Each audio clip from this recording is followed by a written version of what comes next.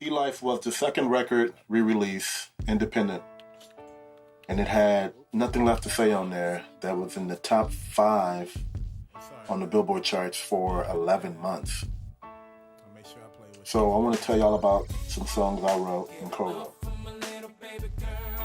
So Rick, can you tell me how you came up with Baby Boy and Baby Girl? I lived over in South Minneapolis, and I was working in the studio. I had a piano track, and I had the drum track, and then my daughter walked in the room, and I just started singing. You know, I had the track playing, and she was in there playing with me, and we were like vibing. And then I just started singing, "Give it up, give it up, give it up for my little baby girl. She's the only one in my world. She's the only one who really loves me. I can tell when she come and hug me, yeah." And then had Larry play the piano over again. Then had Stoke put some like a turnaround on there, and then had Anthony Hamilton came and sung the second verse, and bam, that's how that came together. Girl, you look good. So what's the backstory on Something? You're welcome. Something was a song I wrote about a girl that I was dating. She was younger. Now hold up. What I mean by younger is like, 29, 30. And she was just living a fast life, and she was a people's person, always in and out of cars, just always doing something, always here and always there.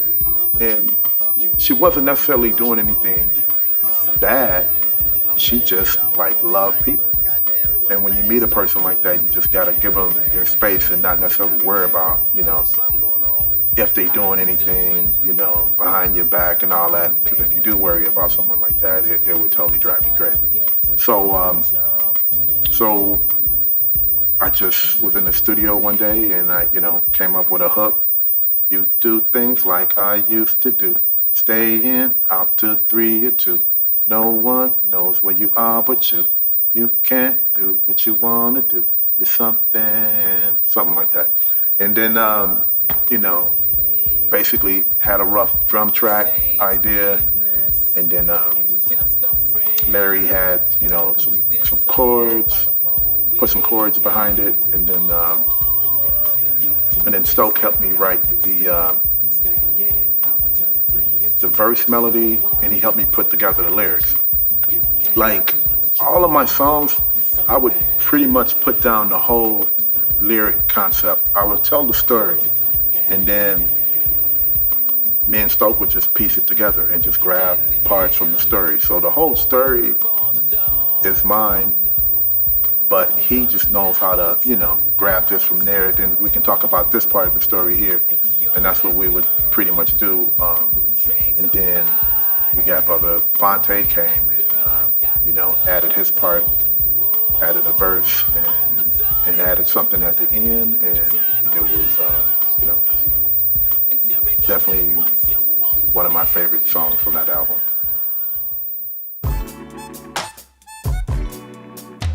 How did Gold Digger come together?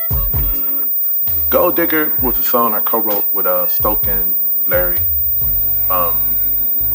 It's actually about the same person.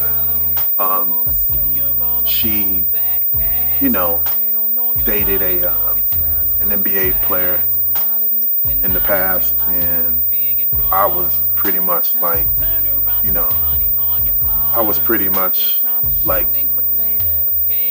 if that's what people call you, and that's what people kind of label you as because you dated someone who plays sports, can you be my gold digger? Like, I ain't got all the things that you used to, but life with me would definitely be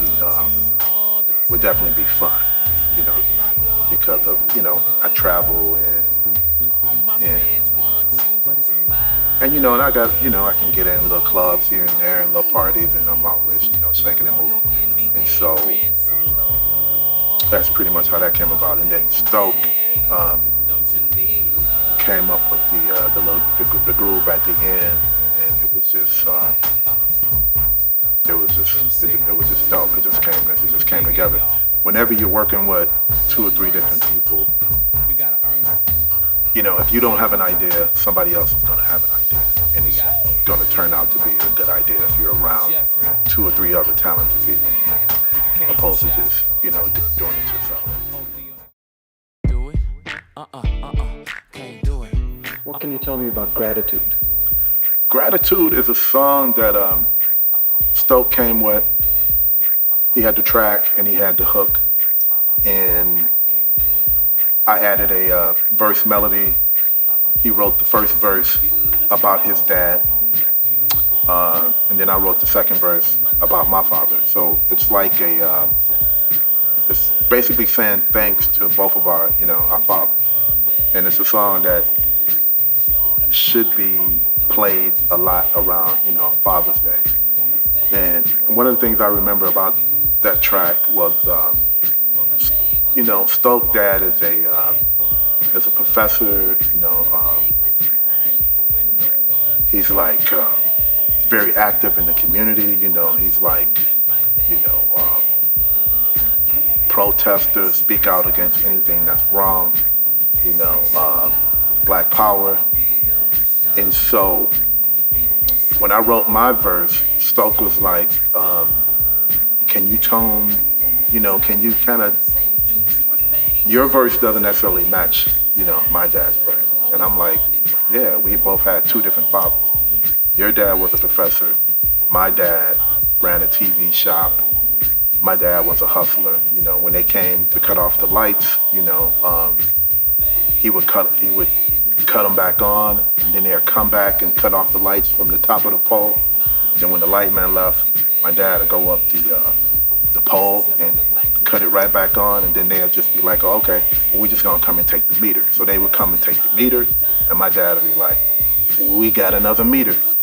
And and then the one part when it said something, remember why you ran that pole from the neighbor's house to our stove.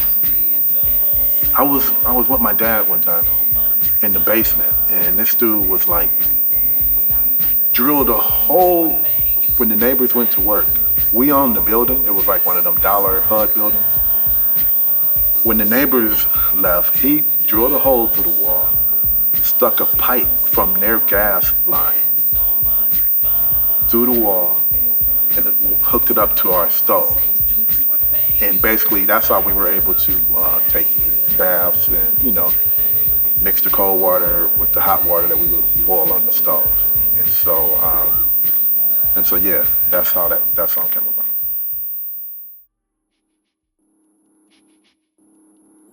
So what inspired Why Do We Try? Why Did We Try? I was living in South Minneapolis, basically in the studio, came up with that little keyboard line I found in a keyboard patch somewhere. Like dun dun dun dun dun dun dun dun dun dun dun, and then started singing. You know, started singing the verse and the melody, and basically wrote the song about one of the guys that I actually worked with, because he was about to commit in a relationship, and I was just curious how that was going to work. You know, leaving one life, going into another. And I doubted it a little bit, you know. And so I wrote the first verse about him, and then the second verse, I kind of brought in elements from my family, you know, and, you know, what's the lyrics? Like, why commit, you know, if you're gonna cheat? Because I had a cousin who basically probably got married 5 times, and I'm like, but he always ends up cheating. And so through my whole life, I always wanted to be different from them. Like, I didn't want to be like, you know, my dad and my, you know, family members. And so I always stayed in like, you know, relationships, because I didn't want to live a life like them. I'm not perfect, but I knew I didn't want that kind of life.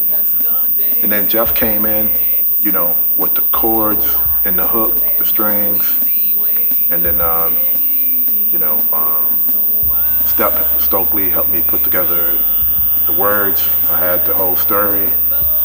And then, you know, we had Chris Daddy Dave play drums on there, and it just turned out to be, you know, definitely one of, if I had a top 10 song that I wrote, you know, that one would definitely be in it.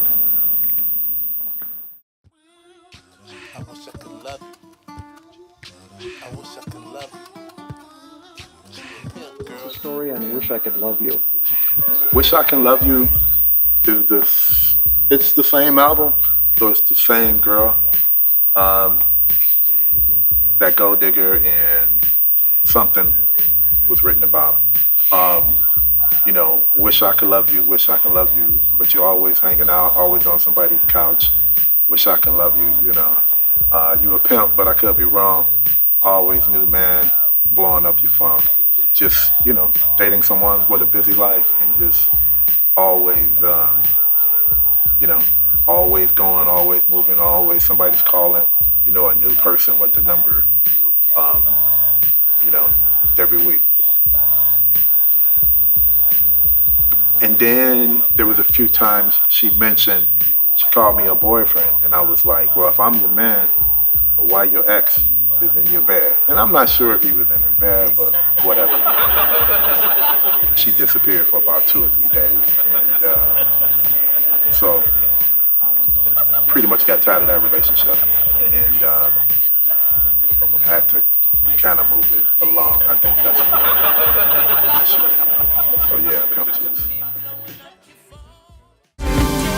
Start this season up with some healing. Let's make it over.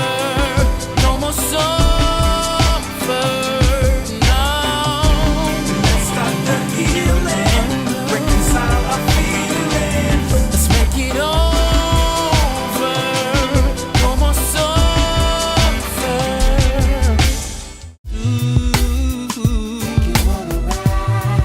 Oh yeah.